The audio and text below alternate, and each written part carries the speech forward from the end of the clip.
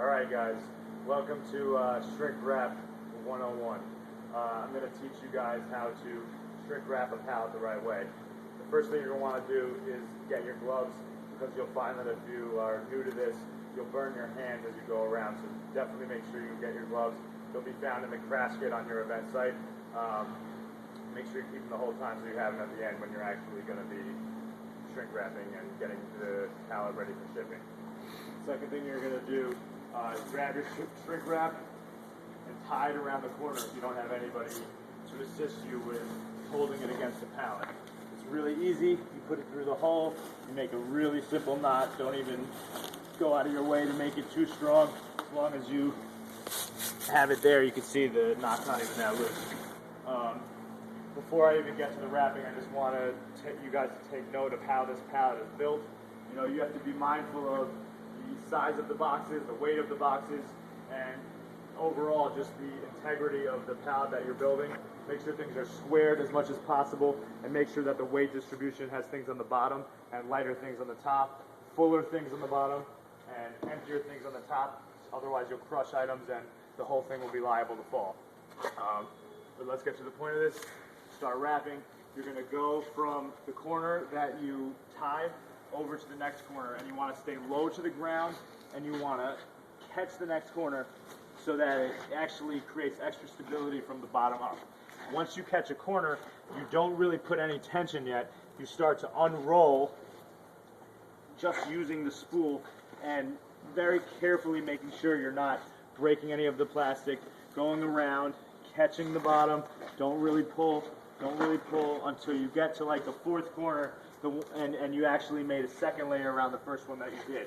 Once you do that, you're able to start putting some pressure on it, and you can start hitting higher up on the pallet, but still maintaining a low position around the corner.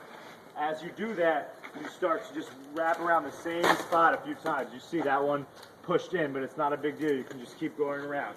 Keep going around, and as you do, second or third time, you really want to start increasing the pressure, because the plastic on the shrink wrap is meant for shipping, and the tension that you can put around the different parts of the pallet really allow things to be held in tight. I've seen many pallets fall, and the reason why is because it's not done tight enough, not because the shrink wrap itself is not a good product. You want to keep going around, circle, circle, circle. You can see I'm basically just making one layer around. That's kind of more for example. You really almost want to go 2 layers around each time, just so that you can create as much stability as possible. Keep going around, keep going around. You can see you have some overlap here, and you generally want to try and avoid that, but in this case it's something I can't. I have to ship these items. I can't have it separate from the rest of the pallet, so you're just going to make sure you wrap around it and make sure it's tightly wound within everything else that's part of the same shipment that's going out. Keep going all the way around.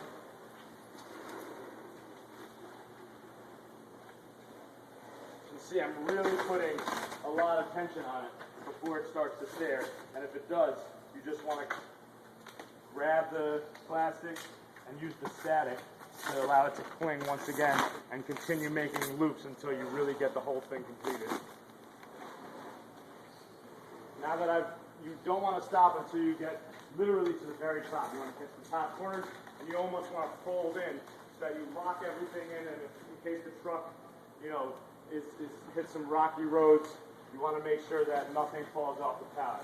So here you're just going to keep going around, and I don't need to show you because this is just an instructional example, but you really, after this, going to repeat the same steps over until you get to the bottom one more time, and then wrap a full couple loops before you are done. That's basically it. Hope you enjoyed your lesson.